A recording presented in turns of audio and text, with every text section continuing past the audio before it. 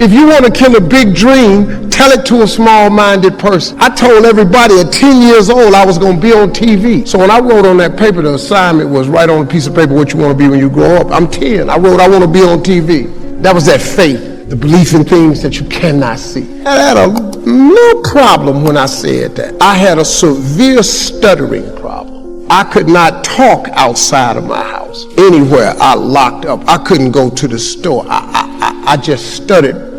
I ain't see no way I could be on TV, but I wrote it down. I didn't know no better. I'm 10. I wrote it down. Teacher called me to the front of the class. I thought I'm going to get me a gold star because she had everybody stand and read their paper and their name. She called me to the front. I'm thinking I'm going up here to get a gold star. I ain't never had one before. My answer must have been really good. I can't tell you how wrong I was. That lady didn't call me up there to give me no gold. She called me up there to humiliate. And when I got up there, that lady Lennon, she said, why would you write something like this on your paper? First of all, why you called me up? You know I can't talk. You already know I can't talk. And she just said, why would you write something like this on your paper? And I'm standing out.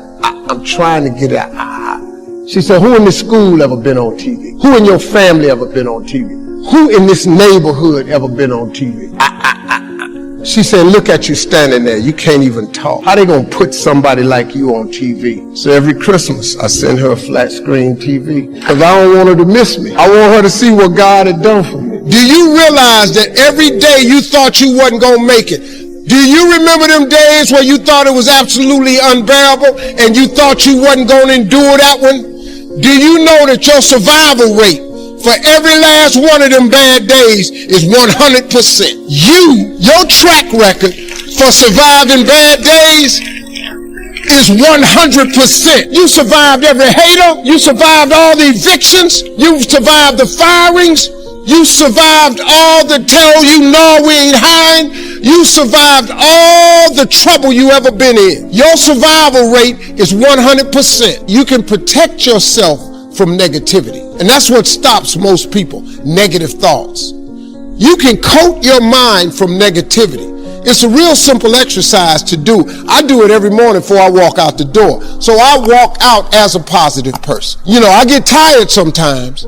That's different from being negative. But to coat your mind from negativity, the way you can put a coating around your mind is with one simple thing, gratitude. Gratitude erases negativity. I'm going to show you how this works. If you wake up in the morning and you start having negative thoughts, man, this ain't my day. I woke up on the wrong side of the bed. I'm tripping. I just don't feel myself. Every time you feel in the middle of the day, if you feel yourself doing that, stop. Just stop for a second and start going over in your mind everything you have to be grateful for. Not everything you want, everything you already have. Because what you have is substantial. But the fact that you can walk, that's a blessing. The fact that you woke up, that's another blessing. The fact that you can see, think, reason, that's another blessing. The fact that you can go somewhere and get yourself something to eat, that's another blessing. The fact that you can go and turn the key and call someplace home, that's another blessing.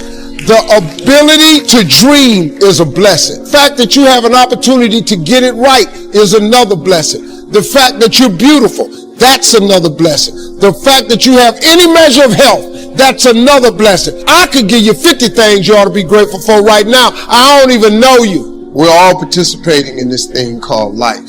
All of us. This life, you stop expecting it to go smooth, because it ain't finna go smooth. The road to success is always under construction. This life ain't set up to be smooth. You combat negativity and you combat discouragement with gratitude.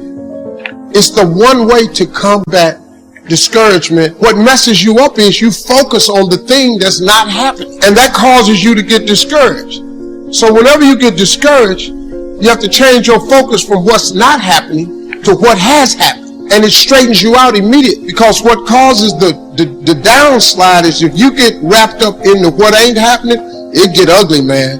And it just snowballs. But you have to focus on gratitude. People understand how serious gratitude is. You know, it's a serious principle of success. It's hard to be miserable and grateful at the same time. So when you get down and you start thinking about how dark it is, I want you to remember everything your mother taught you that was good. When you get depressed and you get discouraged, you got to replace it with joy. What has God done for you? I pull out a list of everything I'm grateful for. By the time I got to the 13th thing, I thank God for 75 things every morning. By the time I got to 13, I was fine. Because guess what? I'm alive, I'm breathing, I'm healthy. Albert Einstein said that imagination is everything. It's the preview to life's coming attractions. That's what your imagination is. Your imagination is actually very, very real. Everything you imagine could be a preview to life's coming attraction. Everything we have today came from somebody's imagination. Everything you've ever imagined is real. See, I tell young people like this. First of all, this is how your imagination works. You got to grab this concept. It is impossible for you to think an impossible thought. That is impossible. You can't think something that ain't possible. You ain't that smart. So if it's in your head, you gotta ask yourself, how did it get there? That's God showing you a preview of a coming attraction he has for you. The problem with most people is you think your imagination is hocus pocus. It's really not. It's a preview of a coming attraction. If you react to your imagination, that's where your real life is. It's just God showing you what he has for you. It's the problem people have is they tell their imagination to the wrong people. All y'all want to be successful and you want to be happy, but you got to get there. It's a shortcut to getting there. The shortcut to getting there is the relationship with God. If you try it without him, you're going to fail miserably. You're going to sink, man. It's going to be ugly for you. Through all the things I've gone through in my life, I had a lot of downs. How did I keep the faith? There was a couple of reasons.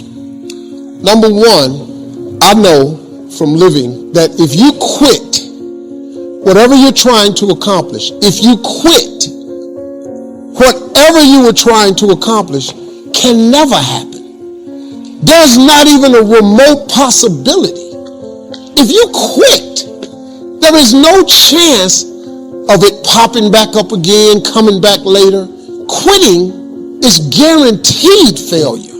Now, when you're trying, you're going to fail. But quitting, just stopping, that was the number one thing I understood.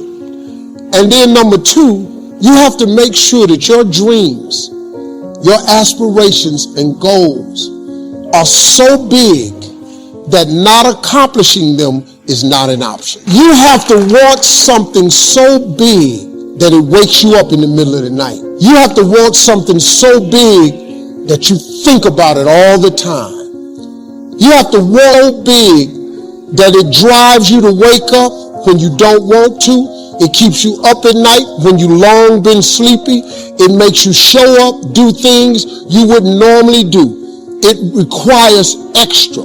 You have a great life in front of you, but your great life is in front of you. It's not behind you. What you did back there ain't got nothing to do with what God got for you. What you did back there was learn the lessons to get you to where you are at this particular moment right here. But what God got for you, do you know, man, that you can actually mess your life completely up? You can jack it all the way up and you can turn around and get it right. Do you know that you can be divorced multiple times and still be okay?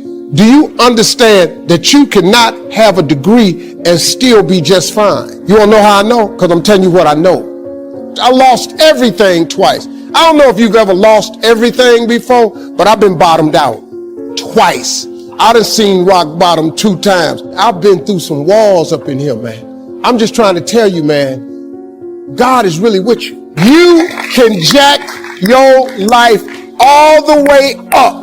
God is in the forgiving business. You can make all the mistakes you want to make or think you shouldn't make. God is in the get it together business. If you got dreams and visions, I got news for you. God is in the make your dream come true business. He did it for me. How he won't do it for you? A lot of y'all better than me. I'm just going to flat out tell you. Most of y'all ain't done what I had to do to get to where I am today. You just ain't had to do this type of dirt. You ain't been homeless. So you ain't got to scrap like me. I've overcome it all because I have a relationship with him. And you can listen to me and tell that I'm not a perfect person. I am not a perfect Christian. I have my flaws. I am a flawed human being. I'm hurting, man.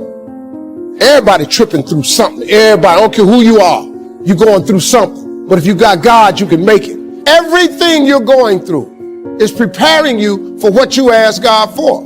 You just got to quit tripping while you're in the process, because the process is necessary. You may not see it now, but when he gets you on the other side of it, you're going to see exactly why it went that way. And you're going to be okay with it.